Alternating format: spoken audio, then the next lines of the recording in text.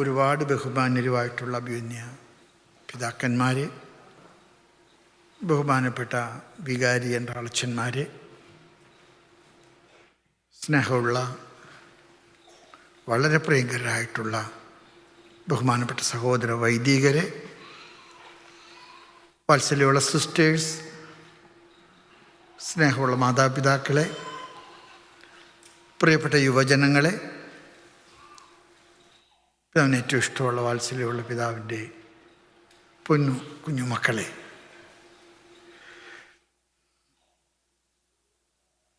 ചിക്കാഗോയിലെ Syro Malabar സഭയ്ക്ക്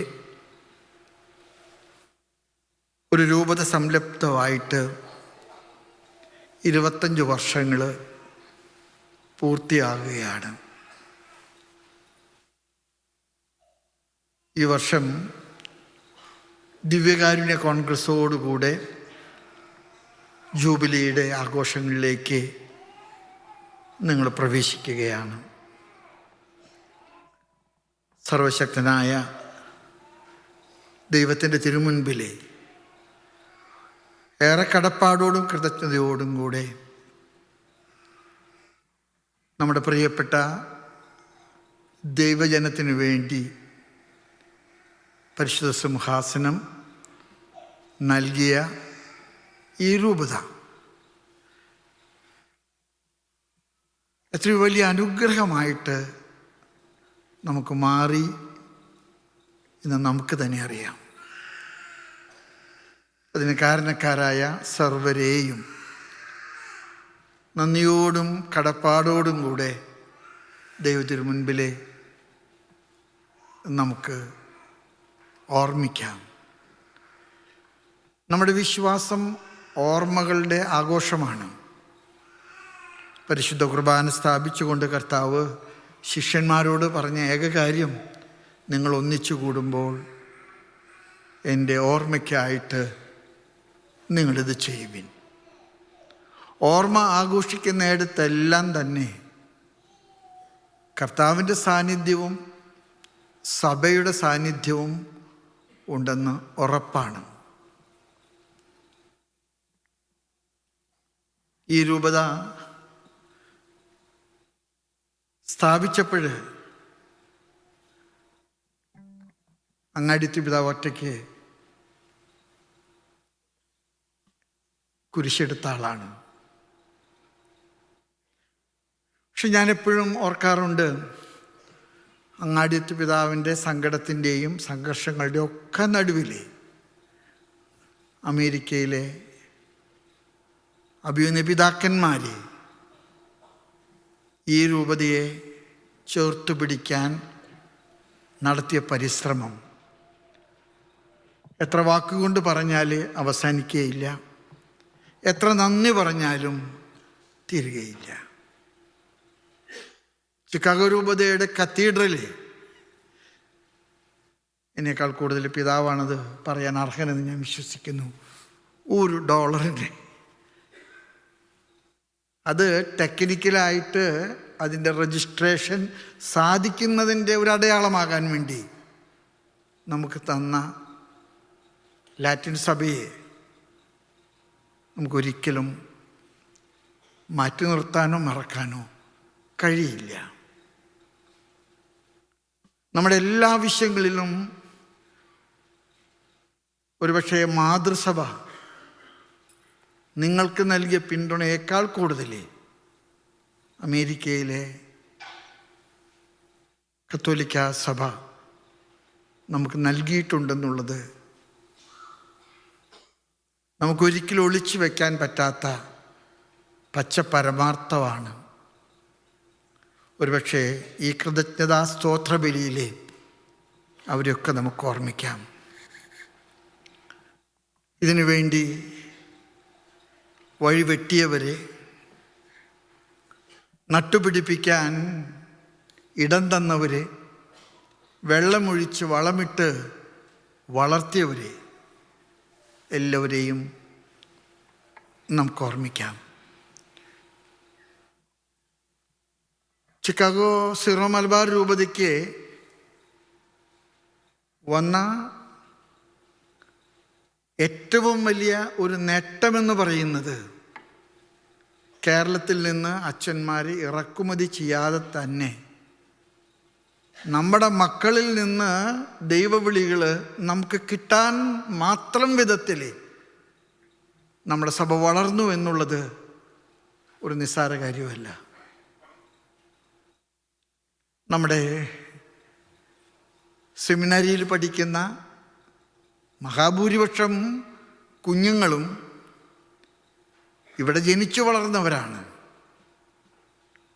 ഇവിടെ പഠിച്ച് മിടുക്കന്മാരായിട്ടുള്ളവരാണ്. ഒരുപക്ഷെ നമ്മുടെ സഭയെ സംബന്ധിച്ചിടത്തോളം ലാറ്റിൻ സഭയ്ക്ക് ഏറ്റവും കൂടുതൽ ആകർഷണം തോന്നിയിട്ടുള്ള ഒരു കാര്യം, പലപ്പോഴും ലാറ്റിൻ സഭയിലെ മെത്രാന്മാർ കണ്ടുമുട്ടുമ്പോൾ പറയാറുണ്ട്, യുവർ കാറ്റക്കിസം ഡിപ്പാർട്ട്മെൻറ്റ്. അമേരിക്കയിലെ സഭയ്ക്ക് അതൊരു പുതിയ കാര്യമായിട്ടാണ് എനിക്ക് തോന്നുന്നത്. എല്ലാ ഞായറാഴ്ചകളിലും അല്ലെങ്കിൽ ശനിയാഴ്ചകളിൽ കുഞ്ഞുങ്ങളെ പഠിപ്പിച്ച് നമ്മുടെ കത്തോലിക്ക വിശ്വാസത്തിൻ്റെ ആഴങ്ങൾ പറഞ്ഞ് മനസ്സിലാക്കാനൊക്കെ നമ്മൾ നടത്തിയിട്ടുള്ള വലിയ പരിശ്രമം. ഞാൻ നന്ദിയോടുകൂടി ഇതെല്ലാം ഓർമ്മിക്കുകയാണ്. ഇന്ന് ചിക്കാഗോ രൂപത വെൽ എസ്റ്റാബ്ലിഷ്ഡ് ആയിട്ടുള്ള മാതൃകായോഗ്യമായിട്ടുള്ള ഒരു നല്ല രൂപതയായിട്ട് തീർന്നിട്ടുണ്ട്. അതിന് കാരണക്കാരായ എല്ലാവരെയും ദൈവം അനുഗ്രഹിക്കും, ഉറപ്പാണ്. നമ്മുടെ അൽമായരെ, നമ്മുടെ വൈദികരെ, നമ്മുടെ സമർപ്പിതരെ, നമ്മുടെ കുഞ്ഞുമക്കളെ, നമ്മുടെ ചെറുപ്പക്കാരെ എല്ലാവരെയും ഞാൻ സുവിശേഷത്തിലെ 3 പേരെ പ്രത്യേകം എടുത്ത് ഓർത്ത് പറയാൻ ആഗ്രഹിക്കുന്നുണ്ട്. കർത്താവിൻ്റെ 3 ശിഷ്യന്മാരെ കുറിച്ച് എനിക്ക് ഓർമ്മിക്കാൻ ആഗ്രഹമുണ്ട്. അതിൽ ആദ്യത്തേത് പത്രോസാണ്. പത്രോസിനെ താക്കോല് കൈമാറുന്നതിന് മുൻപ് ഒരു ചോദ്യം കർത്താവ് 3 പ്രാവശ്യം ചോദിച്ചു. എനിക്ക് തോന്നുന്നത് കർത്താവിൻ്റെ ലിറ്റർജിയിൽ 3 പ്രാവശ്യം റിപ്പീറ്റ് ചെയ്യുന്ന ഓറിയൻ്റൽ ട്രഡീഷൻ അവിടെയാണ് തുടങ്ങുന്നതെന്നാണ് എനിക്ക് തോന്നുന്നത്. പത്രോസിനോട് 3 പ്രാവശ്യം ഒരേ ചോദ്യം ചോദിച്ചു. പത്രോസേ, നീ ഇവരെക്കാൾ അധികമായിട്ട് എന്നെ? പത്രോസ് പറഞ്ഞു, കർത്താവേ, ഞാൻ നിന്നെ സ്നേഹിക്കുന്നുണ്ടെന്ന് എനിക്കറിയാമല്ലോ. കർത്താവ് വിട്ടില്ല. കർത്താവ് 2ാമതും ചോദിച്ചു, പത്രോസേ, നീ ഇവരെക്കാൾ അധികമായിട്ട് എന്നെ സ്നേഹിക്കുന്നുണ്ടോ? കർത്താവേ, നീ എന്നെ കഷ്ടപ്പെടുത്തല്ലേ, നിനക്കറിയാമല്ലോ. പത്രോസ് ബുദ്ധിമാനാണ്. കാരണം നിനക്കറിയാമല്ലോ എന്ന് പറഞ്ഞതിൻ്റെ അകത്ത് പത്രോസ് ഒരു പ്രവചനം കൂടെ നടത്തുകയാണ്. പത്രോസിനോട് 3ാം പ്രാവശ്യം ചോദിച്ചു, പത്രോസേ, നീ ഇവരെക്കാൾ അധികമായിട്ട് എന്നെ സ്നേഹിക്കുന്നുണ്ടോ?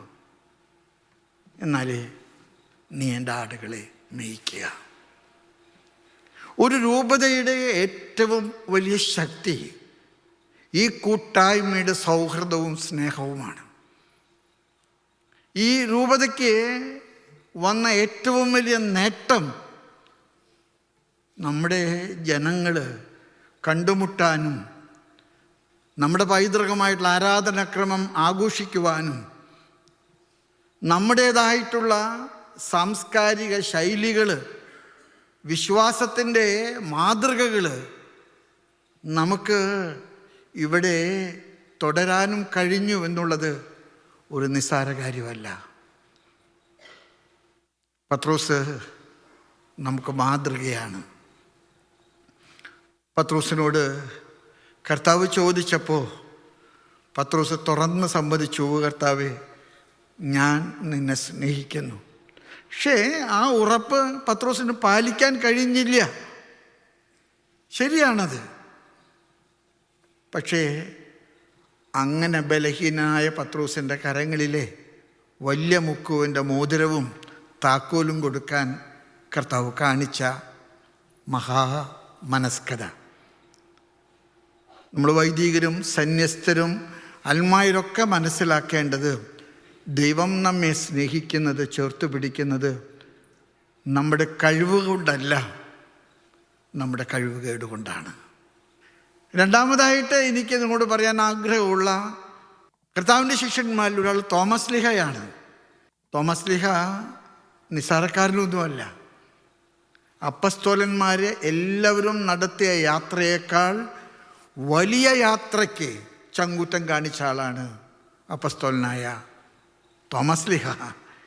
കൊടുങ്ങല്ലൂരിൽ വരികയും 7 പള്ളികൾ സ്ഥാപിക്കുകയും നമ്മുടെ സമൂഹത്തെ ഇന്ന് കാണുന്ന വിധത്തിലെ രൂപപ്പെടുത്തുകയൊക്കെ ചെയ്യാൻ തമ്പുരാൻ്റെ കൈകളിലെ കാരണക്കാരനായ തോമസ് ലീഹ.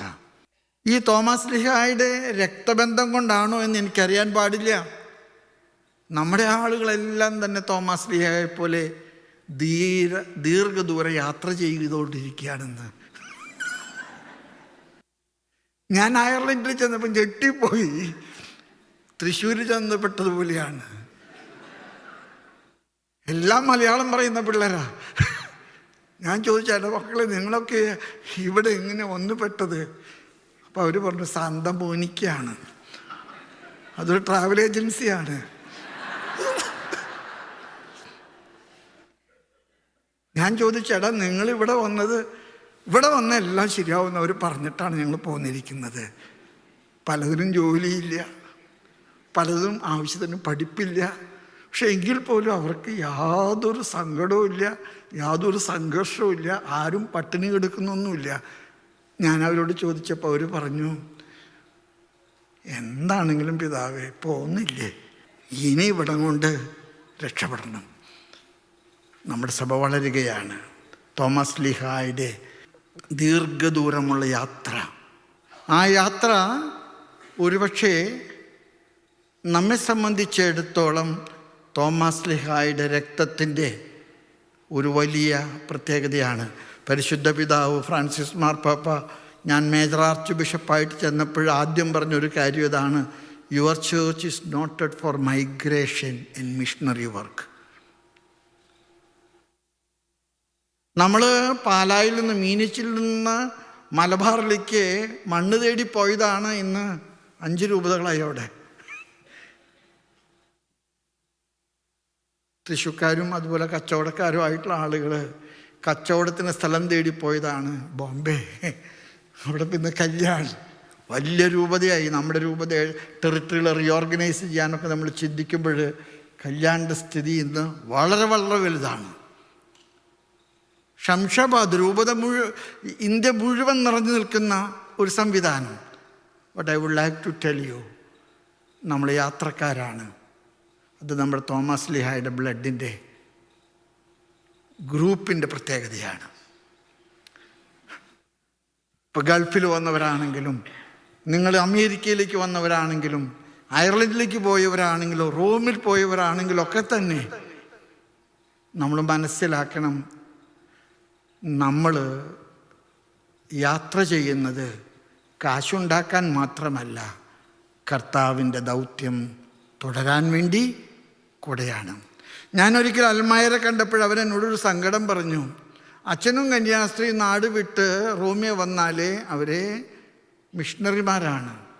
ഞങ്ങൾ നാട് വിട്ട് റോമിയോ വന്നാൽ കാശുണ്ടാക്കാൻ വന്നവരാണ്.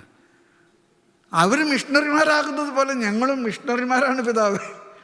പിതാവൊന്നും എല്ലാവരോടൊന്നും പറയണം. നിങ്ങൾക്ക് സന്തോഷമായി എന്ന് എനിക്കറിയാം. ഇന്ന് തന്നെ നിങ്ങൾ വാട്സപ്പിൽ ഇത് കൊടുക്കുമെന്ന്. മക്കളെ, നമ്മൾ മിഷൻ പ്രവർത്തനത്തിന് വിളിക്കപ്പെട്ടവരാണ്. അതുകൊണ്ട് തന്നെ ചിക്കാഗോ രൂപത വളർന്നു. ഇന്ന് സ്വന്തം വൈദികരും സ്വന്തം സംവിധാനങ്ങളും സ്വന്തം കാലിൽ നിൽക്കാൻ മാത്രം നമ്മൾ വളരുമ്പോൾ അത് നമ്മുടെ കൂട്ടായ്മയുടെയും കൂട്ടുത്തരവാദിത്വത്തിൻ്റെയും ഒക്കെ ഫലം ചൂടി നിൽക്കുന്ന കർത്താവിൻ്റെ മുന്തിരിച്ചെടിയുടെ പ്രതീകമാണ്. ഞാൻ അവസാനിപ്പിക്കുന്നതിന് മുൻപ് ഒരാളെ കൂടി കുറിച്ച് എനിക്ക് പറയാൻ ആഗ്രഹമുണ്ട്. അത് യൂദാസാണ്.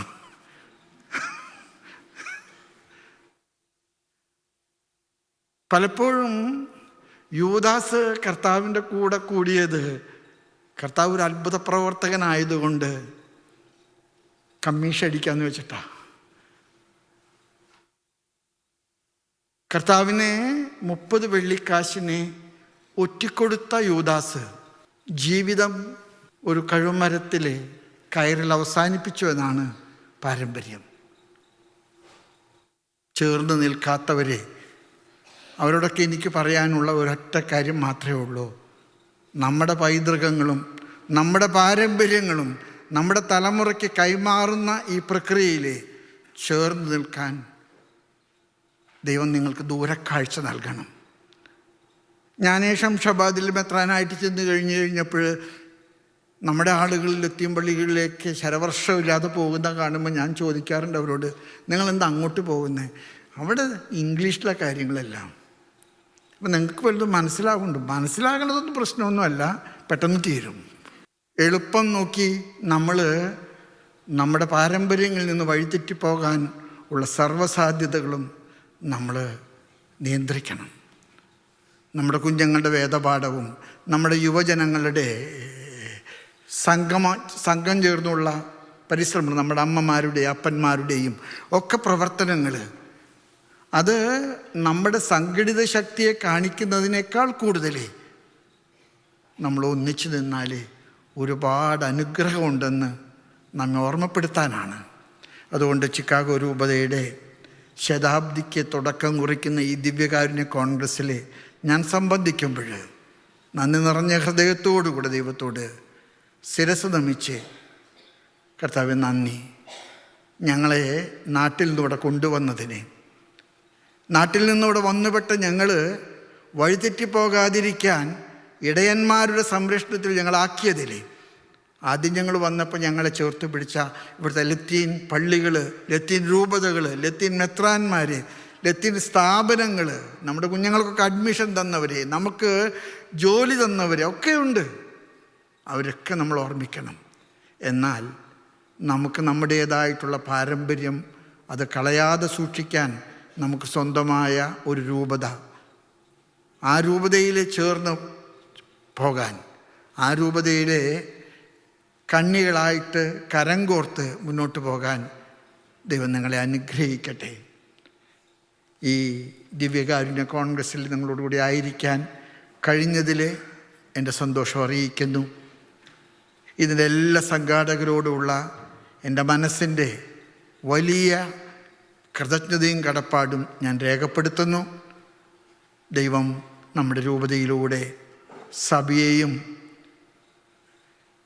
ഈ നാടിനെയും വളർത്താൻ ഇടയാകട്ടെ എന്ന് പ്രാർത്ഥിച്ചുകൊണ്ട് പിതാവിൻ്റെയും പുത്രൻ്റെയും പരിശുദ്ധാത്മാവിൻ്റെയും നാമത്തിൽ ആമേൻ.